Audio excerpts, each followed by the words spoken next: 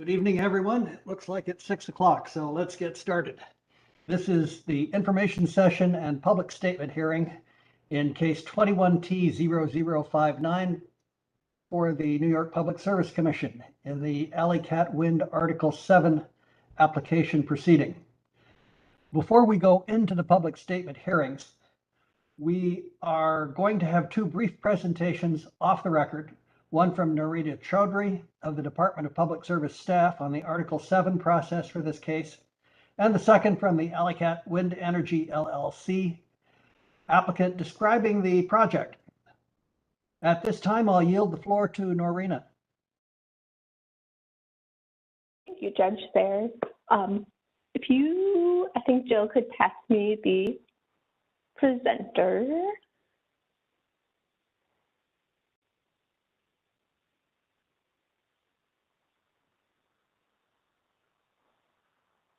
Good afternoon.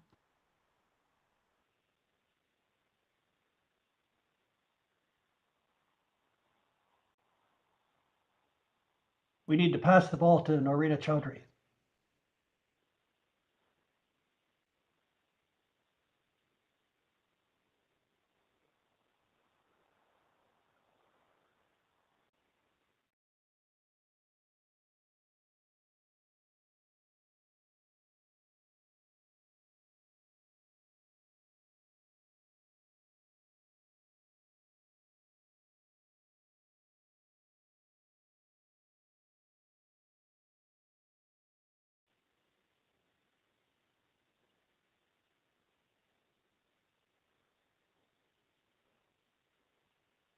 Good evening, everyone. As Judge Sayers said, I am Marina Chaudhry. I'm in the Office of General Counsel at the Department of Public Service.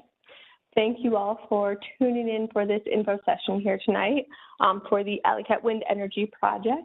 And as Judge Sayers said, this presentation will provide you an overview of Public Service Law Article VII, which governs the Alle-Catt Wind transmission proceeding, as this governs the siting of major electric transmission facility siting.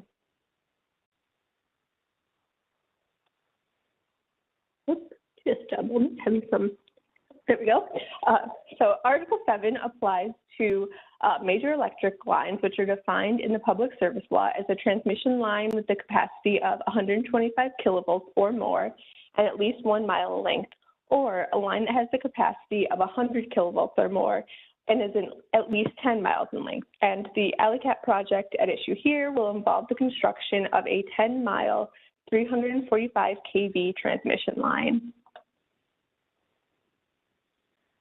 So Article VII was established in 1970, and at the time it was a new facility setting procedure that was meant to minimize environmental impacts, including impacts to forests, streams, wetlands, land use conflicts, agricultural land disturbance, and historic resources. Article VII also implemented procedures to minimize quality of life impacts, including construction disturbance, and that could be from traffic, dust, operating effects, electromagnetic fields or EMF, noise, and visual impacts. Article VII also established a forum to resolve issues, including the location of the line and matters of local law.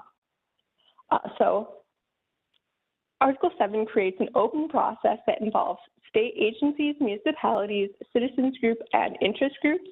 Article VII projects are not subject to the State Environmental Quality Review Act, or SECRA, but the Article VII process still requires an environmental analysis of the impacts of the project.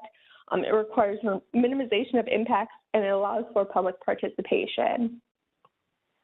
So an entity must submit an application under Article VII that includes, general information about the project, a description of the location of the project, a description of the project's facilities, reasonable alternatives that have been considered, the proposed environmental impacts, design drawings, economic effects of the proposed facilities, local ordinances that may apply to the project, pending filings with other state, local, or federal agencies, and the cost of the proposed facility, along with a check for intervenor funding fee, depending on the specifics of the line proposed.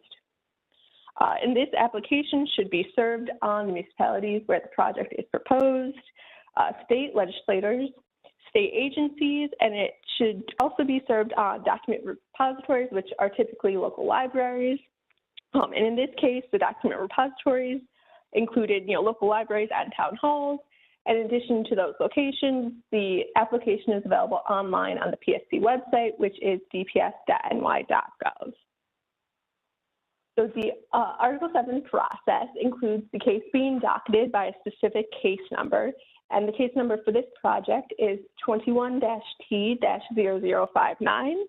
You can use this case number to find the application on the DPS website, which again is dps.ny.gov. And the Public Service Commission is the decision-making body for an Article VII application, but the Department of Public Service is the staff arm of the Commission and participates in the review of the application. Typically from the Department of Public Service, you'll see assigned to a case engineers, environmental staff, economists, legal counsel, consumer outreach, and administrative law judges. Other parties to the proceeding, besides the Department of Public Service staff or the applicant, may include some other state agencies like the Department of Environmental Conservation, the Department of Agricultural and Markets, or potentially the Department of State. Others may join as a party to the proceedings by requesting intervenor status. And those you typically see requesting intervenor status include municipalities of where the line is proposed, residents of those municipalities, environmental and public interest groups. As a party to an Article VII proceeding, you have certain rights and responsibilities that come with that. So the parties are required to comply with the procedural rules of the Commission and directives of the administrative law judge. And parties have the right to engage in discovery, present expert testimony, participate in evidentiary hearings, file motions and legal briefs, and participate in settlement negotiations, if any. So typically, an applicant is required to establish an intervenor fund, which is available to municipalities and other parties to be used for retaining expert witnesses, consultants, and lawyers, or used in a way that contributes to the Commission making an informed decision as to the appropriateness of the site and the facility. The purpose of the fund is to encourage broad public participation. Of the entire fund that's provided, at least half of the total fund is available to municipal parties, and the remainder may be provided to other parties. While the funds may be used for legal fees, they cannot be used to legally challenge a decision made by the Commission. In this particular proceeding, Alle-Catt's application included a funding fee of $100,000.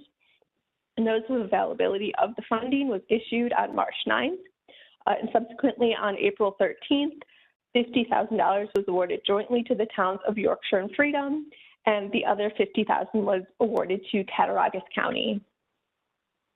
So here is just, the typical Article VII process that you may see in the early stages of the proceeding. First, there will be the newspaper notices that are published prior to the application being submitted. After the application is filed, in order for the case to move forward, the application must be deemed in compliance with application requirements. And in this case, the application was deemed compliant on March 4th, 2022. A procedural conference for this case was held on April 12th, 2022. Public statement hearings like the two scheduled previously and the one that will be held this evening following the info session are typically held within 60 to 90 days after the application is deemed complete. So a bit more on the Article VII case process. This gives you a broad overview of the typical steps through the litigation route of an Article VII proceeding. So there will be an identification of alternative routes. The parties may file free-file direct testimony, followed by all of the parties potentially filing rebuttal testimony, which may then be followed by evidentiary hearings and site visits as needed. The parties will then submit initial briefs followed by reply briefs. After briefing, the administrative law judge may issue a recommended decision, and then the parties may issue briefs on exceptions and brief opposing exceptions in response to that recommended decision before finally the Public Service Commission will issue its decision. To go into a bit more detail about that process for the litigated route, the case is, generally speaking, broken down into three phases. First, the evidentiary phase, then the briefing phase, followed by the decision phase. Before we get too far into that, we did want to mention that In 2020, Article 7 was amended to establish a 12-month clock, which requires the Commission to issue a decision within 12 months after an application is deemed to be in compliance, which is 12 months from the date that the application compliance letter is issued. So that would mean all three phases would need to be completed by that date. However, if settlement negotiations are noticed, the 12-month clock is tolled for the same amount of time that the parties are in settlement. So going to the three phases, the evidentiary phase is the phase where the applicant and the other parties to the proceeding present their direct case on the matter. The parties will also respond to the other parties that are involved through rebuttal, and during this phase, settlement may occur. During the evidentiary phase, the parties also exchange discovery requests to gather more information. During the briefing phase, the parties are really focused on summarizing their evidence and arguments presented.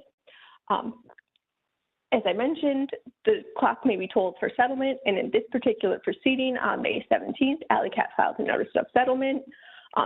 Typically, the schedules for evidentiary and briefing phases are developed after settlement negotiations have ended in light of the 12-month clock.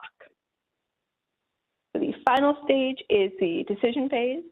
And so preceding that phase, you may see the administrative law judge reviewing the information. Well, the administrative law judge will review the information in the record and the arguments, but you may see a recommended decision or RD directed to the Public Service Commission that the parties will then reply to. And then the Commission will then review everything in the record and all of these briefs and issue an order with an explanation of their decision. And a party may appeal the Commission's decision within 30 days and seek a rehearing. But those rehearings are only applicable to parties to the proceeding. In issuing its decision, the Commission is required to make certain findings. And in the event a certificate is granted, the Commission must find the basis of the need for the facility, the nature of the probable environmental impacts, the efforts to minimize the facility's impacts on agricultural lands, wetlands, parks, rivers, and other sensitive considerations. The Commission will also give consideration to the cost of the project and other alternatives. A bit more on the Commission's findings. The Commission must find that the facility has minimum adverse impact on farming operations, must determine whether any part of the project should be completed underground, find that the project conforms with long-range electric plans, and that the project conforms with state and local law. However, the Commission may waive local laws or requirements that are unreasonably restrictive. An example of a local law that may be unreasonably restrictive is a maximum building height limit that is less than the height of a proposed utility pole. Another example would be a local law that restricts certain types of fencing or signage that is required around electrical equipment for public safety reasons. Overall, the Commission must find that the facility will serve the public interest, convenience, and necessity. So when issuing a decision, the Commission has a few different options. It may approve the application and grant a certificate. It may grant a certificate with appropriate conditions, and these conditions may include impact mitigation measures or alternative locations or design. It may approve a proposed settlement, if any. It may also deny the application if the facility is not needed or if the Commission is not able to make any of the required findings. So after a certificate is granted, the applicant, which is then the certificate holder, is required to provide very detailed plans called the Environmental Management and Construction Plans, or EMNCP. The EMNCP includes everything that is needed to construct the project. Copies of the EMNCP are distributed in the same manner as the application and are subject to review and comment by both the parties to the proceeding and the public. And the public may view the EMNCP on the Commission's website. After these EMNCP filings are reviewed and the public has an opportunity to comment, the Commission may then approve of the EMNCP, and in that approval, it may require additional conditions if appropriate. After the EMNCP is approved, the certificate holder will move into constructing the project, and those next steps may involve acquiring the needed rights-of-way and property rights, beginning construction activities in accordance with the approved EMNCP, and after the facility is constructed, site restoration begins, as will also be outlined in the EMNCP. The right-of-way will continue to be managed in accordance with the long-range right-of-way vegetation management plan that has been approved by the Commission. Again, you are able to review the Alle-Catt Article 7 application online on the Commission's website, which is dps.ny.gov. It is the link provided on the slide. The case number for Alle-Catt is 21-T-0059. In addition to finding information about this application, you can also find information about the Article 7 review process and links to Article 7, other Article 7 proceedings on the Commission's website. So if you would like to file a comment in this proceeding, there are a few different ways to do so. The first of which is to make a statement orally at the public statement hearings that will be happening after this info session. You may also write to the Commission at the Commission's Albany address, and that is provided here on the slide. You may also email the Commission at secretary@dps.ny.gov, or you may provide comments, written comments through DMM. Another way is to call the comment line at 1-800-335-2120. But note that if you call the comment line, those comments are not transcribed word for word. Instead, a summary of those comments is provided. Thank you all for joining us today, and that is the end of the Article 7 overview. Thank you very much, Ms. Chaudhry. We will take questions on both the last presentation and the next presentation, if anyone has them, after the next presentation. Without further ado, I'll turn the floor over to Sean Perry for the applicant.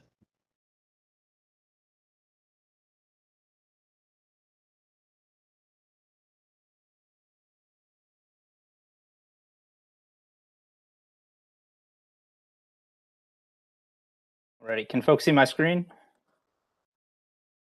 Yes, we can. Alrighty, perfect.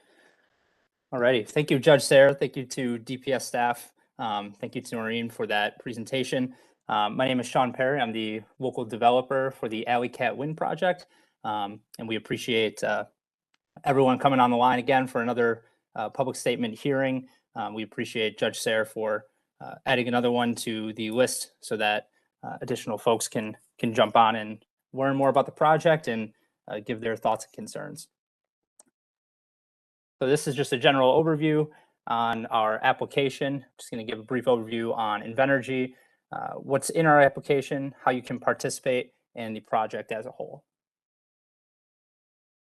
So Invenergy is the world's largest privately held sustainable energy company. Our core business is wind, solar, storage, and natural gas development, ownership, and operations. We recently celebrated 30 gigawatts worth of clean, sustainable energy produced for the grid. So we produce about 9 million homes with renewable electricity. The Alle-Catt team here we have this evening, just to introduce you to folks. We have Rachel Silva on. She is our permitting manager. She handles all federal, state, local permitting matters. Marguerite Wells is our lead developer, oversees land development, high-level development, procurement, and contracts with New York State. As well as we have John Dax, who is our permitting counsel, oversees all Article 10 and Article 7 state permitting for the project. Going off of Noreen's presentation on Article 7, Article 7 is the process by which New York State cites major utility transmission facilities. Similar to the Article 10 process, a one-stop shop that takes the place of separate state and local permits and approvals and applies only to the transmission facility of the Alle-Catt Wind Project.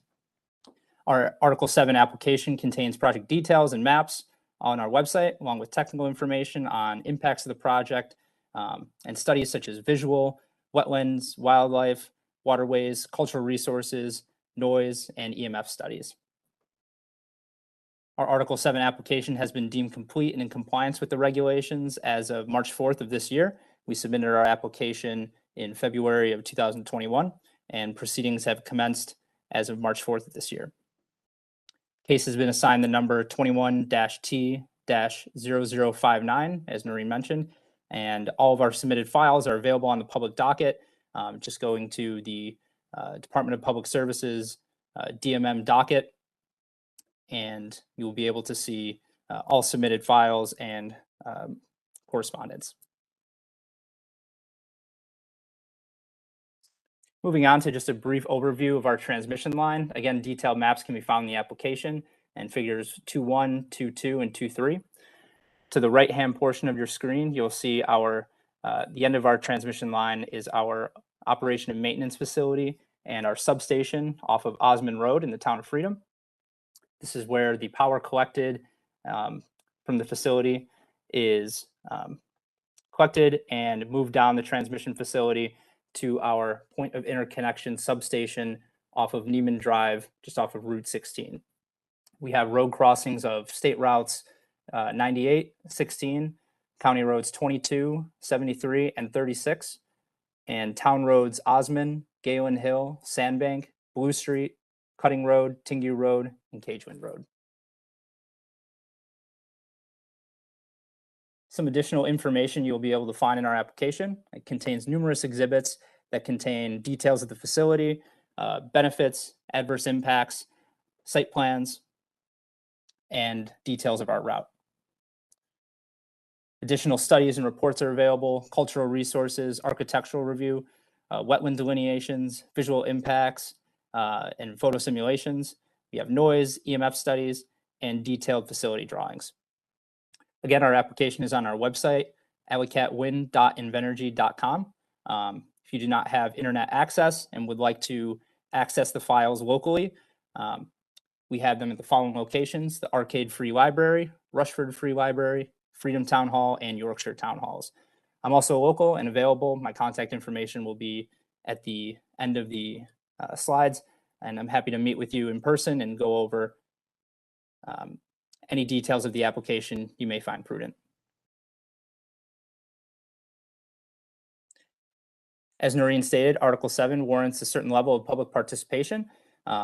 We recommend folks, if they are not subscribed to the service list, to subscribe, and they will be able to get email updates whenever there's a new posting on the Department of Public Service website for this case.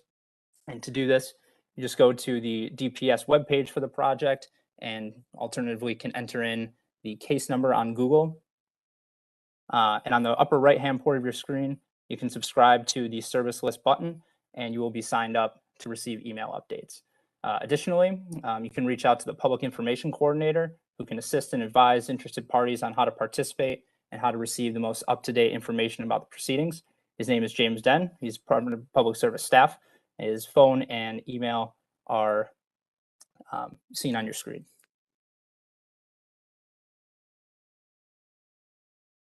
To give just a brief overview of where we are in the process right now, we have filed the application as of February of 2021.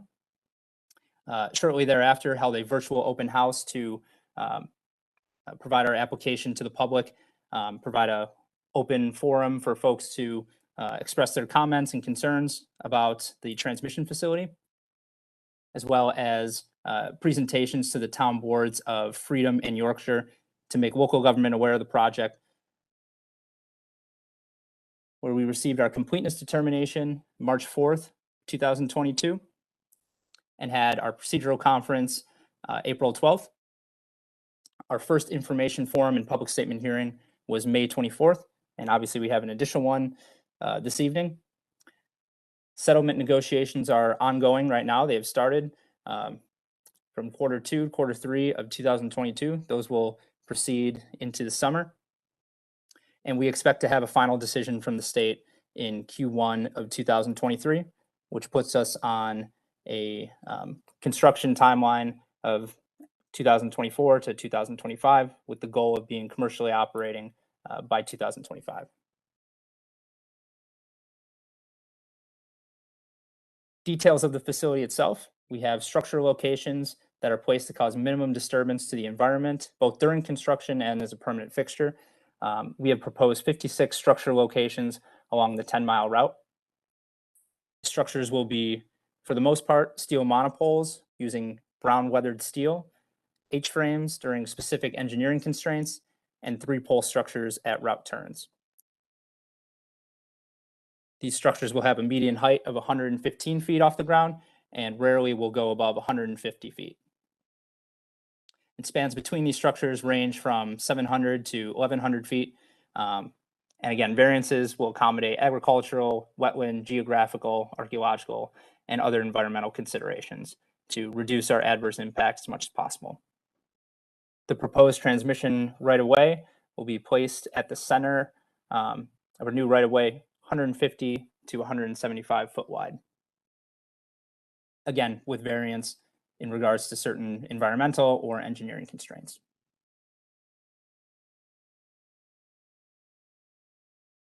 So here you'll see part of our steel monopole facility, what that will look like. Again, we're using brown weathered steel to minimize adverse visual impact. We will use concrete foundations mostly, or direct embedded foundations where geographical restrictions will allow. 3 power line cables up top, as well as a steel support cable.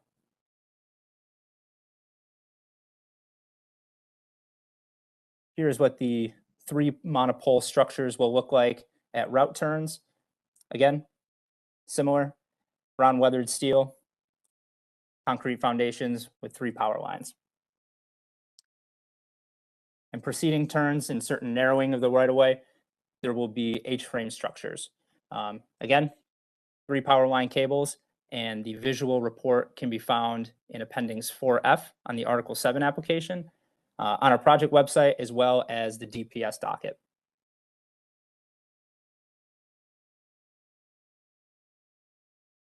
That concludes the informational section of the presentation. Again, my contact information is on your screen. If folks are calling in, if you want to write down, my phone number is 716-913-0770. That's 716-913-0770. And my email address is sperry@invenergy.com. Again, I'm local and happy to meet any folks in the project area to go over the Article 7 application and exhibits that you may have concerns about, or to discuss the project in further detail.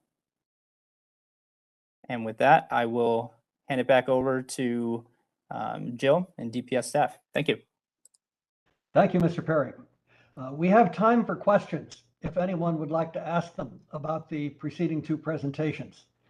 Please understand that this portion of the call is for informational purposes and is not part of the record of this case. If you have a question and you're logged in via computer, please look for a little hand icon and we can show you a slide as to where it's likely to be, and click that little hand icon. If you have a question and you're on the telephone, please hit *3 on your telephone now. So computer users, look for that raise hand icon. If you have questions, again, telephone users, please hit *3 on your telephone set now. Judge, it looks like we have one question from a call-in user. I will unmute them. Thank you. Go ahead. Good evening. You may ask your question. This is for William and Patricia Worth. My question is, I think that it would be much more beneficial to the beautiful area I live in to have those transmission lines buried instead of overhead. I think it would be visually very ugly. My question is, will they bury them?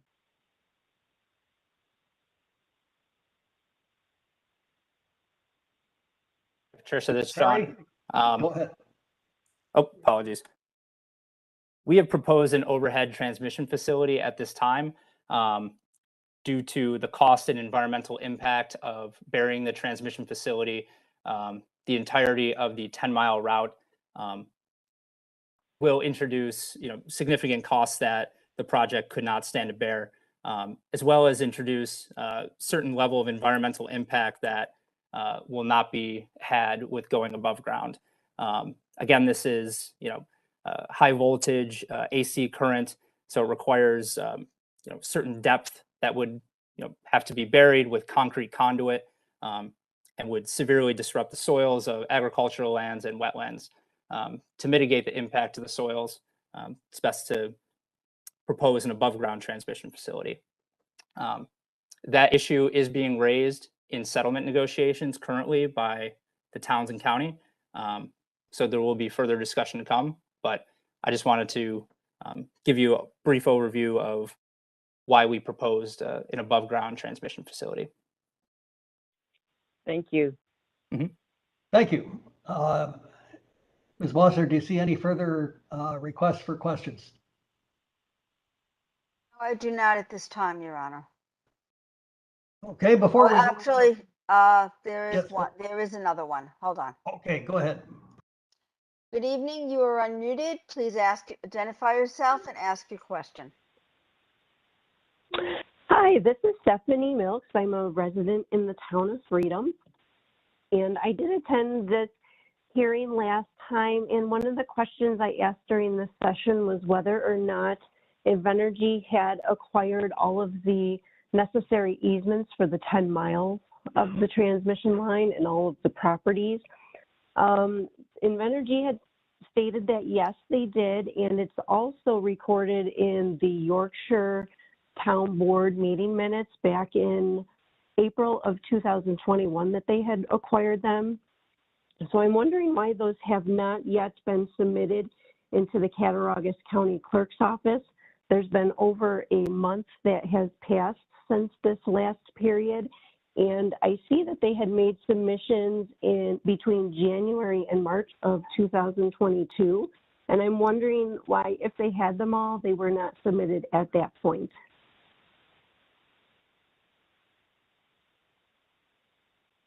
Hey, Stephanie. I appreciate the opportunity, and I would like to just clarify, I did misspeak at the last public board or public statement hearing, saying that they were not recorded. All easements for the transmission facility are recorded. I apologize, I got a bit jumbled up as our land agent Scott had additional curatives and some turning radii agreements in the field that he was still working on, were not executed and were not recorded. So I apologize for any confusion there, but all easements that we require to construct the transmission line are recorded at Cattaraugus County. So how many easements did you need in total?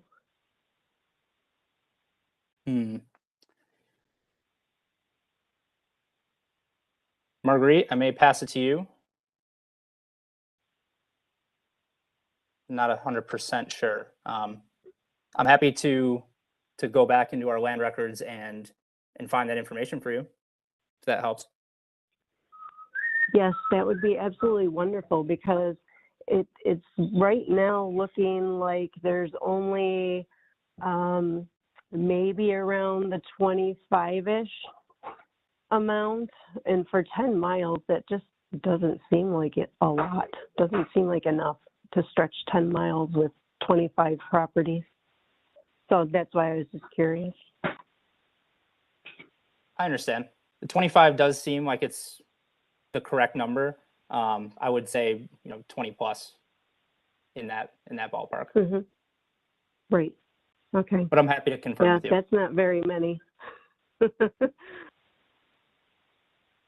And I see that some properties are being skipped because their names are not submitted along the route. So I'm wondering how you're skipping around properties as well. Well, I'm happy to provide you, a detailed map along with our recorded easements. Okay. We're not skipping any parcels. Okay, that would be wonderful. Thank you very much. Mm-hmm. Yeah, no problem. Okay, good. It looks like we have one more question. Good evening, sir. You are unmuted. You may ask your question. Thank you. Can you hear me all right? Yes, we can. Hi, my name is Steve Girlstone. I'm on Neiman Drive where they're looking to put the plan, I guess. A couple questions I got is, this is the first time I've ever even heard of this besides the guy trying to shove a contract down my throat. So I have not signed off on anything. This is the first I've ever heard of it. He couldn't answer any of my questions. I've got a lawyer involved and they couldn't really answer any of his questions. So my question, I guess, is how do I get more information on what they're actually doing behind I got most of the property that they need to get up there. So I guess my question is, how do I get that information? Absolutely. I'm happy to provide you all of our information on the transmission facility as well as the project in general. If you have a pen and paper, I can give you my contact information. I will say that the transmission facility does not directly go down Neiman Drive. Yeah, but they need my right of way to get to the property where they want to put a plant or something. At one point, we did require a right-of-way down Neiman Drive, but we do not at this point. Well, then I don't need any contact information if they're not going to use it, because I'd rather not. Okay, not a problem. All right, great. Thank you. Okay, thank you, sir. You see any further questions? I do not, Your Honor. And if those who've asked questions could now please press *3 on your keypad to lower your hands. Thank you. Or press that hand icon if you pressed it from the computer. That way it won't look like you're still requesting to make a question. Before we go on the record, I'll introduce our court reporter, Anthony McLean. He is free at any time to interrupt if he needs the spelling of somebody's name or if something is being said is inaudible that needs to be transcribed. So, Mr. McLean, feel free. Are you ready to go on the record? Yes, Your Honor. Let's go on the record. We are on the record. I call case 21T0059, application of Alle-Catt Wind Energy LLC for a certificate of environmental compatibility and public need pursuant to Article VII of the Public Service Law. Good evening and welcome. We're here today for a public statement hearing that was noticed on May 27th, 2022. Notices of this hearing were published in the Olean Times Herald, the Arcade Herald, the Patriot and Free Press, and the Penny Saver for Arcade and Cuba. Notices were also mailed to stakeholder and service lists that can be viewed on the DPS website for this case. This public statement hearing concerns an application by Alle-Catt Wind Energy LLC for authority to construct a transmission line from its approved wind farm to the New York State electrical grid. Immediately previous to this public statement hearing, we had an informational session in which DPS staff explained the process of this case and the applicant gave an overview of the proposed transmission line. But I will repeat somewhat in a nutshell and for the record. By order dated June 3rd, 2020, the New York State Board on Electric Generation Siting and the Environment granted Alle-Catt Wind Energy authority to construct, own, and operate a 340 megawatt wind electric generating facility, which I'll refer to as the project. In doing so, the siting board determined that the project will meet all statutory requirements for certification under Article 10 of the Public Service Law, including a finding that the project will be a beneficial addition to the electric generation capacity of the state. This case, for which we're having a hearing today, is before the Public Service Commission rather than the siting board. It involves the proposed transmission facility interconnecting the planned project to a new point of interconnection that will be built adjacent to the existing Homer City Stoll Road 345 kilovolt line owned by the New York State Electric and Gas Corporation and National Grid. The proposed transmission facility, as you heard, consists of a 10-mile, 345 kilovolt transmission line and a new point of interconnection switchyard. The transmission line is proposed to connect the project's collection substation to the new point of interconnection switchyard that will be built adjacent to the 345 kilovolt line that's owned by NYSEG and National Grid. The transmission facility is proposed to be located entirely within the towns of Yorkshire and Freedom in Cattaraugus County. The public statement hearings that were previously held on May 24th and being held this evening are intended for comment on the proposed project. My name is Greg Sayer. I am an administrative law judge for the Department of Public Service. I'm the assigned ALJ in this case. I am responsible for presiding over the hearings in this case and the development of a complete record in this proceeding. As I've mentioned, Alle-Catt Wind's application is currently before the New York Public Service Commission, which consists of 7 commissioners.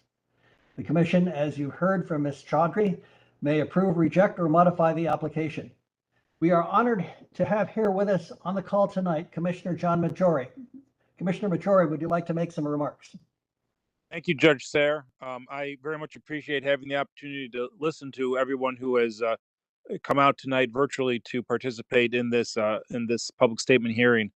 As a member of the Public Service Commission, I find information obtained through public statement hearings very useful in considering how to render a judgment. That said, I am here to listen, so this is the last you're going to hear of me tonight because I want to hear from you. So thank you very much for the opportunity to say a few words, and I'm looking forward to hearing what folks have to say tonight. Thank you, Judge Sayre. And thank you, Commissioner Maggiore. Now I'll explain the process that we're going to follow this evening. The purpose of our hearing, as I've said, is to provide you with an opportunity to tell the commission your thoughts on the proposed transmission line. The statements you make today will become part of the case record. We have a court reporter joining us who will prepare a transcript of this hearing, which will be included in the official record of this proceeding, so that your comments can be considered by all of the members of the commission.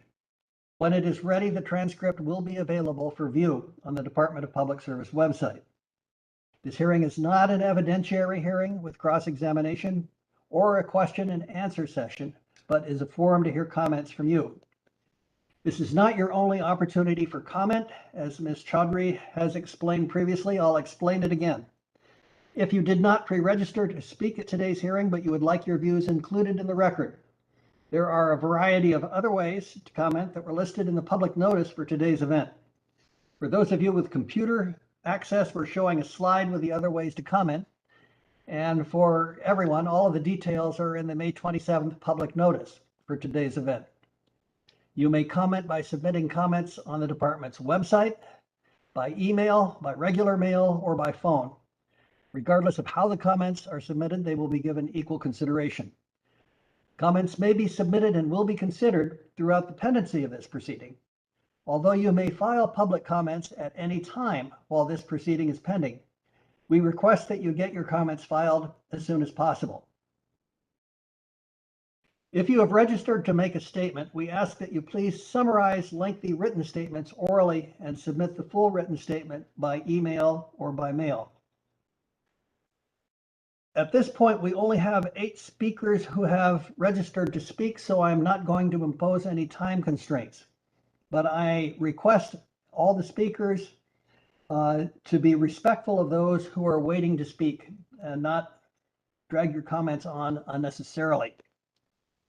Because of the COVID-19 pandemic, we're holding this public statement hearing virtually. Normally, if this were an in-person hearing, people would be allowed to sign up to make statements as they come into the hearing and as long as the hearing is going on. In this hearing, of course, we can't easily identify people as they get on the line to listen. As a result, as stated in the notice of this public statement hearing, we've asked people to pre-register if they wish to make a public statement at today's hearing. Like the cards that would be used to identify speakers in a face-to-face hearing, the pre-registration process has allowed us to identify people who indicate that they want to make a comment. However, we have few enough people registered that there will be time at the end of the hearing for people to speak, even if they did not pre-register. There are a number of people who have signed up and are participating electronically, and there are people who have signed up and are participating by telephone. For both categories of speakers, if you're going to speak, please only use one audio input and one audio output at your end, because otherwise we might experience problems with feedback while you're speaking. I will first call the persons who have timely pre-registered electronically, one by one, to speak. For these people, after we call your name, we will unmute your line and we'll let you know you're unmuted. Please remember that if you have put your own telephone line or computer on mute, you will also have to unmute your line at your end before you begin to speak. Please speak slowly and clearly so that the court reporter can accurately capture your statement for the record. Our first speaker is Brenda Hansen.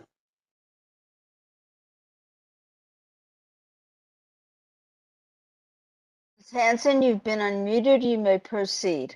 Thank you. Can everybody hear me okay? Yes, we can. Okay, thank you. I appreciate this opportunity to share my comments. Thank you, Judge Sayre, for this and for everybody for your very informative presentations. I appreciated all of them. As a resident of the town of Yorkshire, I am concerned about Alle-Catt's application for Article 7. In previous public comments, I did express some concerns, specifically the above ground transmission lines, the way they'll change the landscape of my community and affect property values. And therefore, I would request consideration be given to place the transmission lines underground. I'm also concerned that any transmission lines or equipment required to install and maintain them could negatively impact wetlands. Therefore, I request that transmission lines be barred from any designated wetland areas. I'm concerned that any transmission lines placed on agricultural farmlands will reduce the usability of that land. Therefore, I request that transmission lines be barred from any agricultural/farm fields. And I've also expressed previously that as eager as Invenergy is today to construct a wind farm and connect that farm to the grid, the day will come when the wind turbines will reach the end of their usefulness. They will become increasingly less efficient with each passing year, and before we know it, the time to decommission them will be here. Will Invenergy be as eager then to assist the community in the decommissioning process? I am concerned about that. Therefore, I request that funds be set aside now while the eagerness exists to provide for successful decommissioning. Otherwise, this is simply an example of a powerful, governmentally subsidized corporation taking advantage of rural communities and rural citizens. And now I would like to express an additional concern that relates to the question, has my community, the town of Yorkshire, been adequately protected by having proper legal counsel? Consequently, the question would arise, have the citizens of the town of Yorkshire been adequately protected? When a rural community like mine is approached by a powerful and sophisticated corporation with a vision and an agenda, it is essential that the community be represented by legal counsel that has the interest of the community as his or her first and foremost priority. There must be no conflict or even the hint of it. Otherwise, ordinary citizens like myself lose our voice. I had the opportunity recently to read and review the minutes of the Yorkshire Town Board. And as I did so, I came across Yorkshire Town Board minutes from April 19th, 2021, and I did send them as an attachment to the comments. And these minutes indicated that my town, the town of Yorkshire, the council members and the supervisor, they were aware that the town attorney, Peter Sorgi, had conflicts of interest in the matter between Invenergy and the town of Yorkshire. Specifically, the official minutes record the following, quote, Peter Sorgi states that while he is here for the town of Yorkshire tonight, he cannot advise the town regarding Invenergy due to representing someone else for the wind project. My question is this. If the town attorney has a conflict of interest, has the town, and by extension, the citizens of the town, been afforded necessary legal protections against interests of a powerful corporation? At some moments in this whole process, the interest of the town and the interest of the corporation will be the same. But what about those moments when the interest of the town, my town, and the interest of Invenergy do not align? When this happens, as surely it will and most likely already has, to whom does the town attorney, Peter Sorgi, give his allegiance? And even if he recuses himself due to conflict of interest, is the town, and thus the citizens of the town, then left without protection of legal counsel? As a citizen of the town of Yorkshire, I am not convinced that my town officials have taken appropriate steps to safeguard the interests of my community and its citizens. It appears that my town officials were made aware of the conflict of interest, but continued nonetheless with attorney Peter Sorgi. He remains the town attorney to date. You can check the town board minutes from the reorganizational meeting held in January 2022 to confirm this. Have the concerns of ordinary citizens been heard and considered? Are the interests of ordinary citizens a priority for the town attorney? Are the interests of ordinary citizens a priority for my town officials? Official town board minutes indicate that the town supervisor and council members have been comfortable with a town attorney who has a stated conflict of interest. And I believe that this means there are questions that ought to be answered before this project moves forward. Thank you. I do appreciate the opportunity to be able to share these comments. And thank you for your comments. Our next speaker is William Snyder.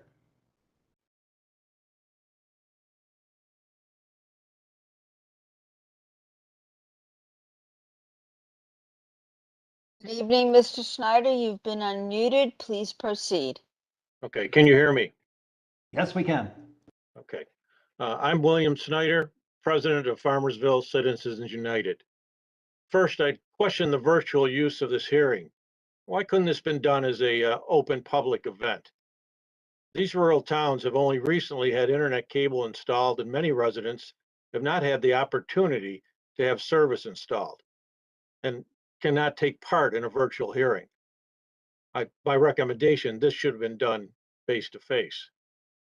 We do not need the rural nature of our towns destroyed by wind and transmission line developments so that New York City can have power that is all, Western New York is already 90% green power generated through water. I'm not in favor of destroying our forests, farms, wildlife for downstate interest. Let them build their own. If nuclear is good for the United States Navy, why isn't it good for New York City? If this transmission line is built, place it underground. Protect the wetlands, the streams, and protect our farms and our forest lands. I, for one, am not willing to give up bald eagles for more misplaced industrial power development. It's time for the state to start protecting our rural Western New York. Thank you for this opportunity to speak. Thank you for your comments. Our next speaker is Daniel Myers.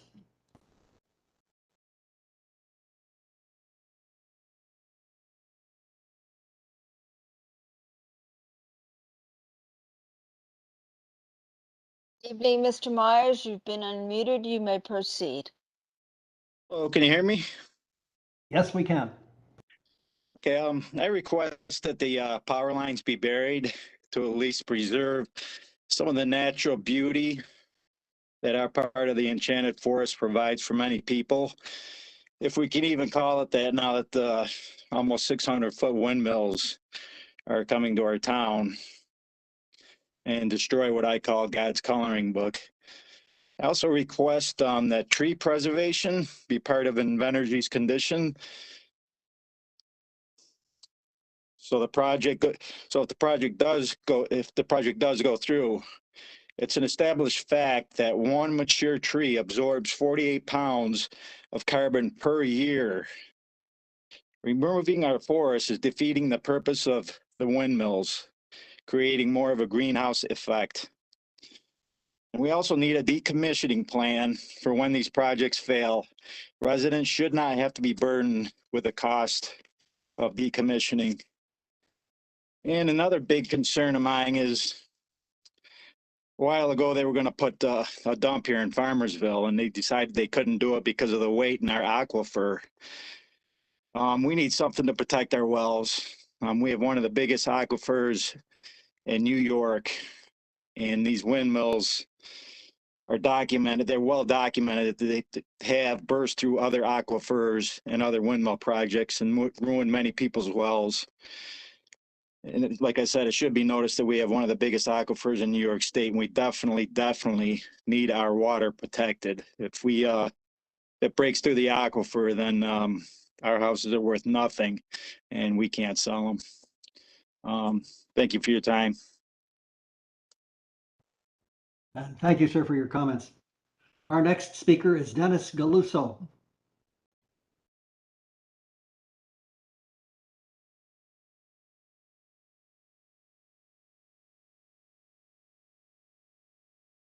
Luso, if you are participating by phone, please press *3 so that I can identify you. Thank you.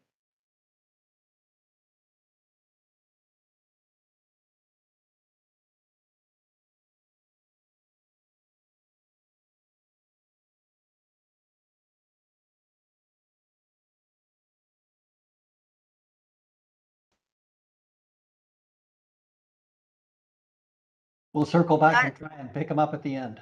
Okay. We're now going to call the people who registered by telephone and are not participating by computer. When I call out your name, you will have to hit *3 so that we can recognize you and unmute your line. It may take a little while for us to locate and unmute your line. If you've muted your own telephone, you'll have to unmute your line at your end. If you're having technical problems making your statement, we're also monitoring the 800 number used for calling in registrations, and we'll try to help with the problem. The number is in the notice of these hearings, and it's 800-342-3330. Again, 800-342-3330. At this time, I call Gary and Diane Fitch. Please press *3 on your telephone. We're done. Mr. Can and you hear Mrs. me? Fitch? Yes, we can. Yes, we Oh, can. Go thank ahead you. and make your statement. Thank you. We appreciate the opportunity to speak to the commission. We moved to Freedom a little over 6 years ago because of the beauty of the area. And we're certainly very concerned about what is going to be transmitting here in this township. I would like to request that the transmission lines be buried underground to help to protect the natural views of our, of what we have here. And I'm concerned that if they're not, one of the wetlands, which is literally just a stone's throw away at Beaver Lake, is going to be negatively impacted by these transmission lines. Another concern is the transmission line is going to pass between us and our cell tower, our local cell tower. And what impact is this going to have with our communications? I mean, we're completely dependent upon our cell phones here. We're certainly concerned about if these lines are not buried, what stray voltage and electromagnetic fields may impact our local region. And another real concern is we know that there's a shelf life for this type of project, be it 20 years or whatever. What's the end game? Is Invenergy have a decommissioning plan? And if so, I would like to see it. Or do they plan on giving the township the project towards the end of the uh, lifespan of the windmills, and then it's up to the towns to have to deal with it? It's a question that I have. Just two other points that I would like to make. I'm very concerned that with this program that we have a property value guarantee. When we moved here, we paid X number of dollars for our property, and we've seen it go up. I fully expect that we're going to see a change in property values negatively based upon this. And lastly, like the prior gentleman said, he's concerned about his aquifer. What happens when we have issues? Who do we hold accountable? Do we hold the state accountable? Do we hold Invenergy accountable? Do we hold our town accountable for any damages or issues that develop? These are the things that are most important in my mind. My wife is here. She would like to make a statement as well. Hello, Yes, this is Diane Fitch. Most of my comments are similar to my husband's, but I just want to express them myself. I request that transmission lines be buried underground, as the views of our rural area will be negatively affected if they aren't. The transmission lines on Centerville Road, not far from here, take away from the natural beauty of that area. We used to drive that road, but I lived in another town not far from here before we moved, and it was very nice. Now those lines really are negatively impacted. It's quite ugly, I have to say. And looking at the Invenergy maps, it shows that the transmission lines are going to run right through the nearby wetlands, which is Beaver Lake. That's just around the corner from my home. How can you justify that with the wildlife that lives there? And what about the cottage owners who come here from larger cities to enjoy the peace and serenity that this area offers? They've invested money in that land. And now you're going to put a transmission line through it? I mean, why bother buying property out here? And how about the homeowners that live here year round that have worked hard to make their home and property attractive and to maintain the property value? Where's the protection of our property value? And then there's cell coverage. How will this affect cell service? We don't have a landline. We stopped having a landline when we moved here because we had fairly good cell service. We're senior citizens. Without cell service, what are we going to do when we have an emergency situation and can't get a hold of anybody?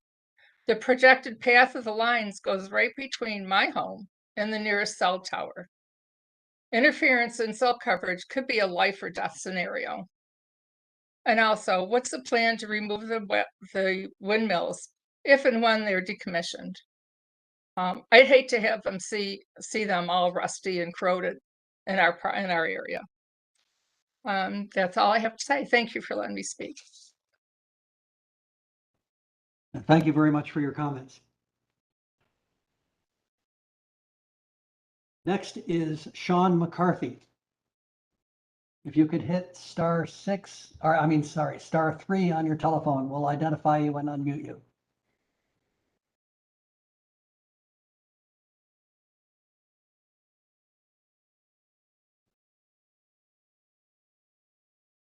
Do not see Mr. McCarthy at this time, Your Honor.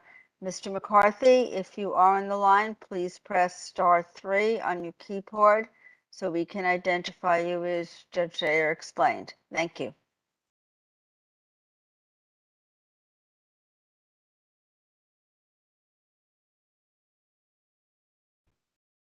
Okay, we'll circle back.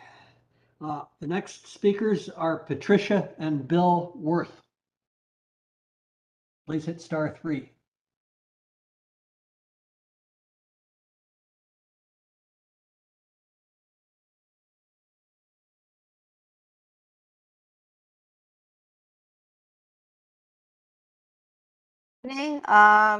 Is this Mr. and Ms. Worth?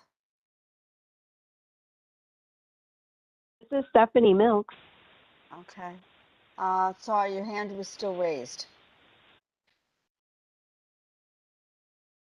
I can't seem to locate Mr. and Ms. Worth. Okay, we'll circle back a little later. Next is Denise Willard. Please hit star 3 on your telephone.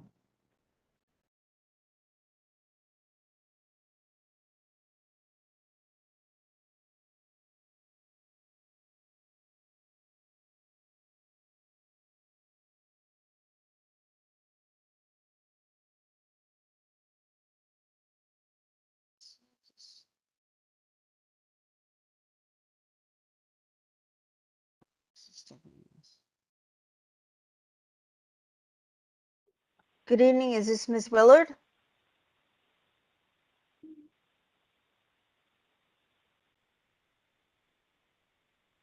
I do not see Ms. Willard, Your Honor. Okay, well, let's circle back to the people who haven't showed up after I give an opportunity to folks who did not pre-register. We do have enough time to give the folks, as I've mentioned before, who did not register in advance an opportunity to speak. I'll start with people who are participating electronically. You'll need to find that little raise hand icon that we've mentioned before and that's showing on your screen. You might have to move your cursor around to make it appear. If you'll click on that, we'll be able to find you in the participant list, call your name, and unmute you. So anyone who is participating via computer, please click the raise hand icon and we'll give you an opportunity to speak.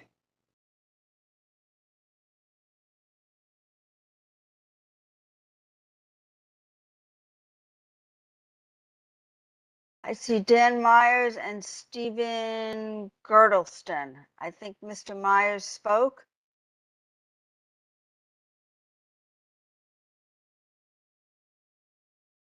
Yes, I think his hand is still raised. Why don't you unmute Mr. Myers and see if he has further comments? He's off. Oh, okay. Mr. Myers, is there anything further you wish to say? No, he's off. Mr. Girdleston, do you wish to make a statement?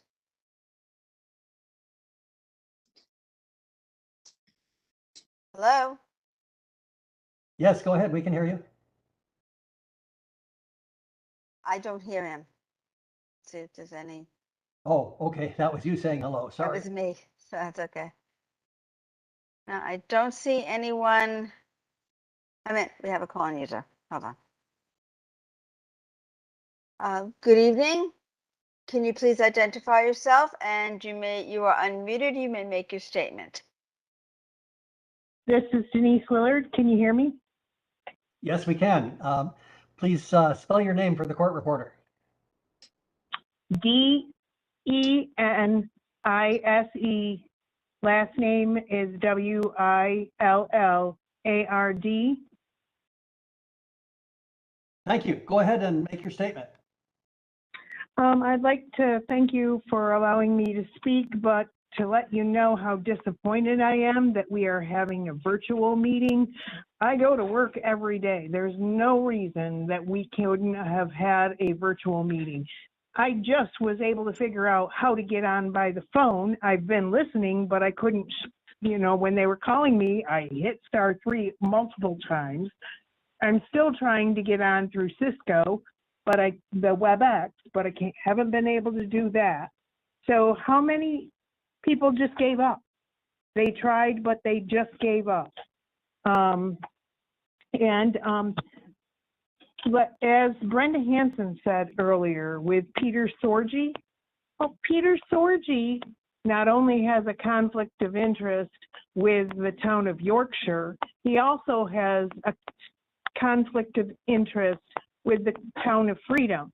Last July 1st, our town supervisor, well, actually, he brought him into the town of Freedom before July 1st, but the vote was held because we held them off so people could research who this Peter Sorgi was.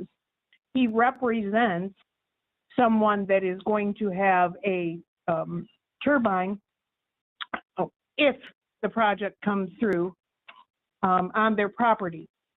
On July 1st of 2021, he was voted in as the representative for the town of Freedom. So, and our town supervisor, the transmission line will be running through his piece of property. So our town supervisor also has a conflict of interest. And yet he voted for Peter Sorgi. He brought him to our town. The lease memo is on parcel 23.001-1-17.5 is the piece of property that Dustin Bliss failed to disclose his interest in Article 7 and/or the 49-year leases on 6 out of 8 of his pieces of property. I do have that lease memo if anybody is interested in that. Also, this virtual meeting did nothing for me, both this time and the last time, because I could not see the presentation. I'd also like to know how many people have driven, like I drive by the turbines along Route 39, Route 362, and Route 78 every day. I can tell you which ones have oil leaking from the generators down the towers. I actually came home Telegraph Road today and saw more where, and these are owned by Invenergy under another LLC. I saw another one on Telegraph Road that had oil leaking down the top. And for those people that wonder what Invenergy gave the town of Freedom for decommissioning, our negligent town board at the time took $10,000 a piece for decommissioning of the turbines. As I stated at that time, you'd be lucky to get a crane there for $10,000, let alone decommission them. But that's what Invenergy gave the town, because the town board members were in such a hurry to make a deal that they were negligent. And the fact that Invenergy, that's what they offered, that proves too how negligent they are.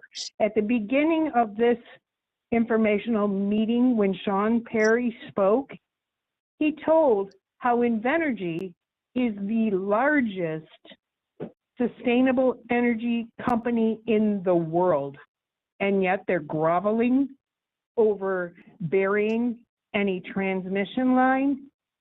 Really, that's sad. And I'm disappointed with New York State because I drive to Rochester from where I live in Freedom. That's an hour and 25 minutes away, but I choose to do that because I love living here. I have my horses, I have my dogs, and I have a gentleman that owns property across the road. He lives out near Las Vegas. He's barely came out here this year because of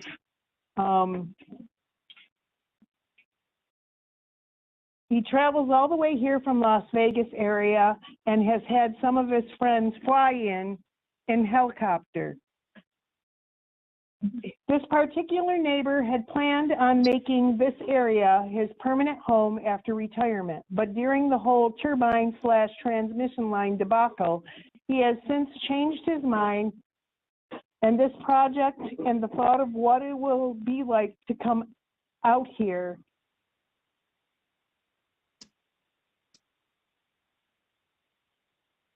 to what he has called all along his dream property has gotten him so depressed he barely has been out here at all to visit.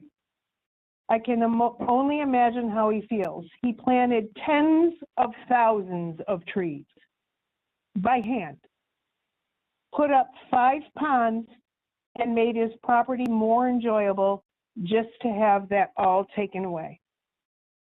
I'm sure that I would have a lot more, and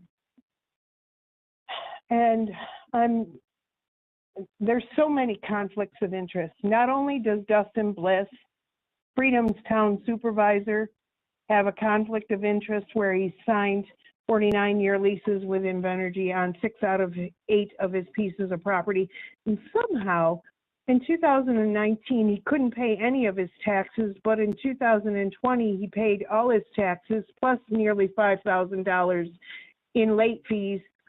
He also bought another piece of property. Somehow he must have won the lottery.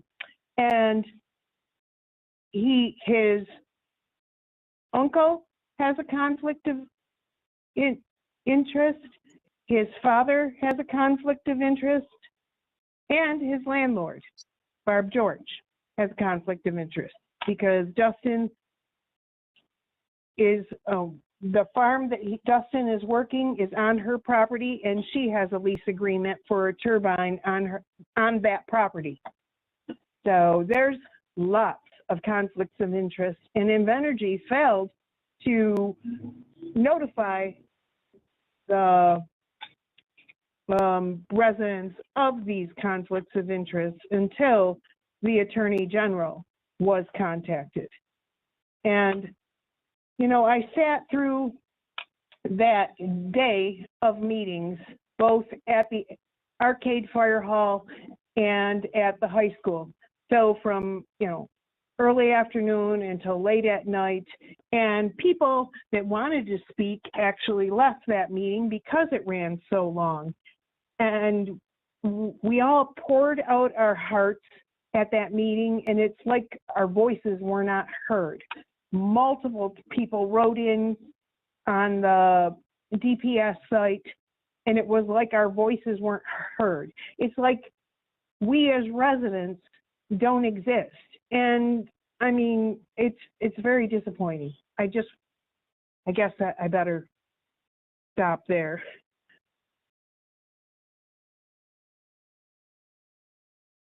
Thank you for your comments. We appreciate them. Are there any other call-in users who would like to speak? We still have two that were signed up that we haven't heard from yet, Sean McCarthy and Patricia and Bill Worth. If you're on the line, please hit *3. And if any other call-in user is on the line and wishes to make a statement, please hit *3.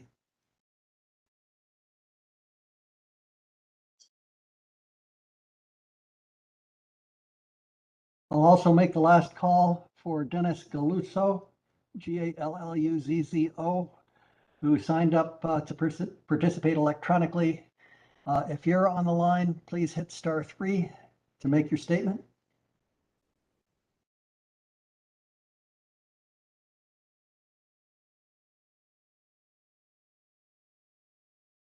So far, I do not see these speakers, Your Honor.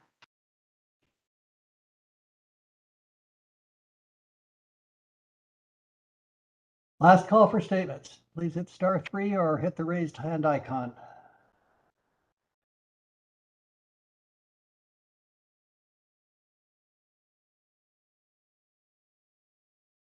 Then I think we can wrap up the hearing. I want to remind members of the public that they may submit public comments throughout these proceedings by the other means described earlier and in the notice of public statement hearing issued on May 27th. Again, we request but do not require that you submit comments as soon as possible. I thank the commenters for their participation. I also thank Commissioner Majori for participating, Jill Wasser and Xenia Vega from our Consumer Services Office for administering this session, and our court reporter, Anthony McLean. This hearing is concluded. We'll go off the record. We are off the record, Your Honor. Thank you very much. Everyone have a great rest of the evening, and please